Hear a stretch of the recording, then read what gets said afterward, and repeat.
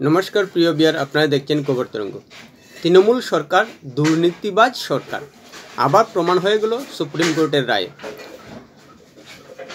तृणमूल सरकार जे दुर्नीतिर माध्यमे एसएससीते नियोग दिएছে সেটা আবার প্রমাণ হয়ে গেল।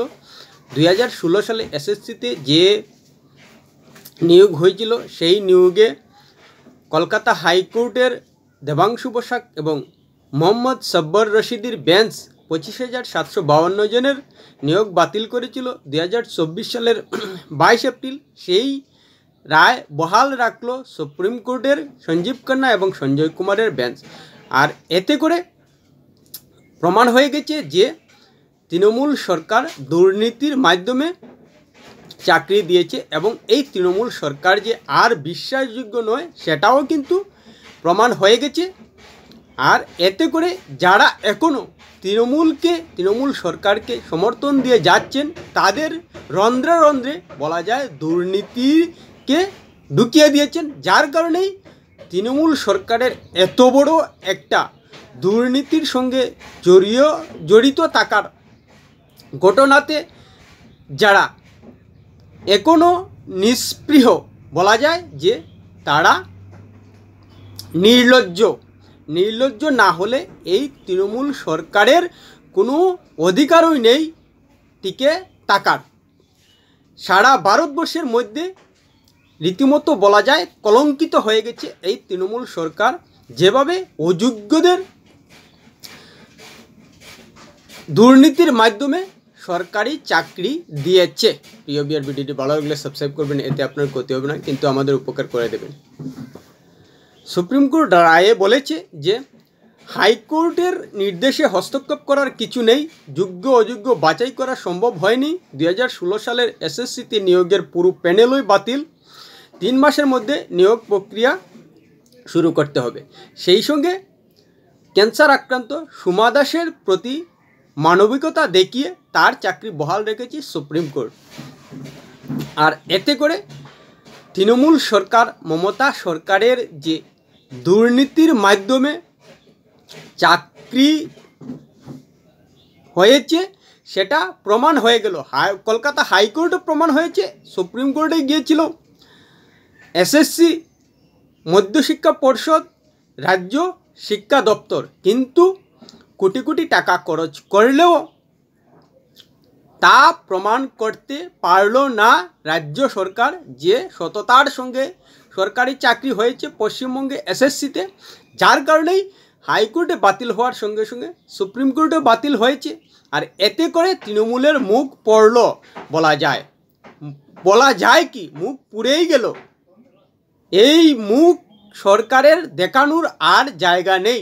1-2 জন নয় কিন্তু 25,752 জনের চাকরি বাতিল হয়ে গেছে, কারণ তৃণমূল সরকার অযোগ্যদের চাকরিতে ঢুকিয়েছিল নানা পন্থা অবলম্বন করে দুর্নীতির মাধ্যমে, যার কারণেই যোগ্যদের চাকরি চলে গেছে। এতে অবশ্যই একটা অমানবিক দিক রয়েছে, কিন্তু তৃণমূল সরকার যোগ্য অযোগ্যকে বের করতে পারেনি এবং পারা সম্ভব নয় বলেছে, কারণ যারা দুর্নীতি করেছে স্বাভাবিকভাবেই ওএমআর সিট পাওয়া যায়নি বলেছে।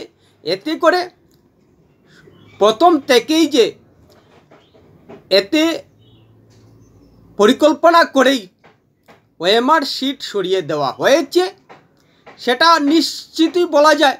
আর এজন্যই যোগ্য অযোগ্য সম্ভব নয়। আর 2016 সালের এসএসসি পরীক্ষা 2024 সালে এসে যে সেটা সম্ভবও নয় যোগ্য অযোগ্য বাছাই করা, সেটা মেনে নিতেই হবে, কারণ এখানে অনেক জটিলতা রয়েছে। সেই জটিলতা সরকারি পর্যায়ে বাছাই করা সম্ভব নয়, কিন্তু রাজ্য সরকার যে অযোগ্যদের চাকরি দিয়েছে পরোক্ষে সেটা স্বীকার করলো, যার কারণেই সুপ্রিম কোর্টে মামলা করেছে কলকাতা হাইকোর্টের বিরুদ্ধে গিয়ে। আর তৃণমূল সরকার যে দুর্নীতিবাজ সরকার কলকাতা হাইকোর্টের রায়ে প্রমাণ হওয়ার সঙ্গে সঙ্গে সুপ্রিম কোর্টে প্রমাণ হয়েছে। আর সুপ্রিম কোর্ট কলকাতা হাইকোর্টের রায়কে বহাল করায় সারা দেশ জুড়ে রীতিমতো আলোড়ন সৃষ্টি হয়েছে। কারণ 1-2 জন নয়, 25,752 জনের চাকরি চলে গিয়েছে। আর এতে করে সারা দেশের সামনে তৃণমূল সরকারের দুর্নীতির মুখ সামনে চলে এসেছে। এবং পশ্চিমবঙ্গ সরকারে যে তৃণমূল সততার সঙ্গে পরিচালনা করছে না, সেটা আবার প্রমাণ হয়ে গেল। এবং সুপ্রিম কোর্ট যে 3 মাসের মধ্যে নিয়োগ প্রক্রিয়া শুরু করতে বলেছে, কিন্তু চাকরি প্রার্থীরা এখন চাকরি পরীক্ষায় বসলেই ভাবতে বাধ্য হবেন যে তৃণমূল সরকারের অধীনে তারা চাকরি পরীক্ষায় বসেছেন, কিন্তু সেই নিয়োগ প্রক্রিয়া সততার সঙ্গে হবে তো তারপর আবার তাদের চাকরি চলে যাওয়ার ভয় থাকবে না, তো অনিশ্চয়তা থাকবে না, তো সে কথাটা আসবেই। কারণ তৃণমূল সরকারের আর সততা নেই। তৃণমূল সরকার যে দুর্নীতির সরকার, সেটা কলকাতা হাইকোর্টে প্রমাণ হওয়ার সঙ্গে সঙ্গে সুপ্রিম কোর্টে প্রমাণ হয়ে গেছে। আর তৃণমূল সরকারের কোথাও যাওয়ার নেই দেশের মধ্যে। সুপ্রিম কোর্ট যেহেতু রায় দিয়েছে, হয়তো পুনর্বার আবেদন করতে পারে মামলা চালিয়ে যাওয়ার ক্ষেত্রে, কিন্তু সুপ্রিম কোর্টেই করতে হবে। তাই সুপ্রিম কোর্টের রায় যে তৃণমূল সরকারের বিপক্ষে গেছে, তৃণমূল সরকারের অসততা, দুর্নীতিবাজের মুখ খুলে দিয়েছে, সেটা পরিষ্কার। আর এখনও যারা তৃণমূল সরকারকে সমর্থন দিয়ে যাচ্ছে, ধরেই নেওয়া যায় যে তারা নিজেদের মধ্যে রন্ধ্রে রন্ধ্রে দুর্নীতি ঢুকিয়ে দিয়েছে, যার কারণেই তৃণমূল সরকার থেকে যেসব সুযোগ সুবিধা দেওয়া হচ্ছে তারা তা আদায় করেছেন। এই কারণেই দুর্নীতিবাজ সরকার থেকে তারা সমর্থন নিতে পারছেন না। এবং তৃণমূল সরকার জোর গলায় সেই দুর্নীতি ধরা পড়ার পরও আওয়াজ করে কথাবার্তা বলতে পারছে, কিন্তু সারা দেশের মধ্যে পশ্চিমবঙ্গ ধরা যায় রীতিমতো লজ্জায় পড়ে গেছে। সেই সঙ্গে যারা চাকরি পেয়েছিলেন সততার সঙ্গে, তাদের আত্মবিশ্বাসে চিড় ধরবে সেটা নিশ্চিত। 2026 সালের বিধানসভা নির্বাচনের আগে ধরে নেওয়া যায় তৃণমূল সরকার বড় একটা ধাক্কা খেল, যে এই সরকার যদি তাকে এমনিতেই দুর্নীতিবাজ হয়ে গেছে, সেই সরকার কিন্তু দুর্নীতিতে হাত পাকিয়েছে, তাদের আর সততার সঙ্গে নিয়োগ করবে সেই বিশ্বাস থাকবে না পশ্চিমবঙ্গের মানুষের কাছে, এটা ধরেই নেওয়া যায়। আর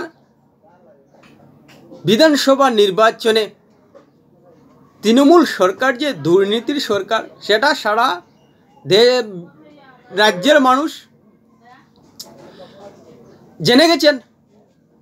আর যদি সত্যিকার অর্থেই পশ্চিমবঙ্গের মানুষের দুর্নীতির বিরুদ্ধে লড়াই করার মানসিকতা থেকে থাকে, তাহলে এই তৃণমূল সরকারকে না সরালে যে বারবার দুর্নীতির মাধ্যমে নিয়োগ প্রক্রিয়া করবে, আর এতে করে যারা সততার সঙ্গে জীবন ধারণ করে তাদেরকেও যে দুর্ভোগ পোহাতে হবে তৃণমূল সরকারের অধীনে, সেটা কিন্তু 2016 সালের এসএসসি নিয়োগের পুরো প্যানেল বাতিলের মাধ্যমে প্রমাণ হয়ে গেছে।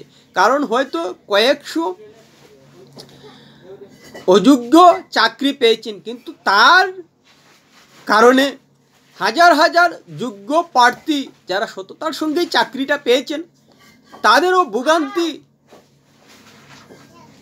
ভোগান্তির শিকার হতে হলো। কারণ তৃণমূল সরকার যদি অযোগ্যদের চাকরিতে না ঢুকাতো, তাহলে আজকের এই বিড়ম্বনায় পড়তে হতো না সততার সঙ্গে যারা চাকরিটা পেয়েছেন।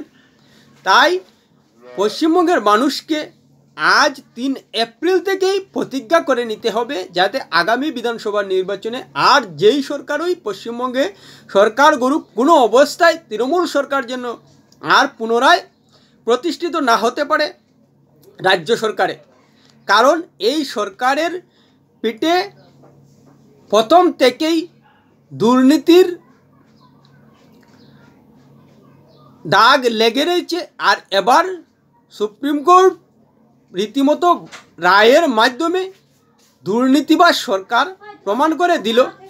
আর সেটা যদি সত্যিকার অর্থেই পশ্চিমবঙ্গের মানুষ সততার সঙ্গে গ্রহণ করেন, তাহলে 2026 সালের নির্বাচনে তৃণমূল সরকারকে সরানোই উচিত। না হলে এভাবে তৃণমূল সরকারের দুর্নীতির কারণে সাধারণ মানুষের বিড়ম্বনা বারবার বছরের পর বছর ধরে ভোগ করতে হবে।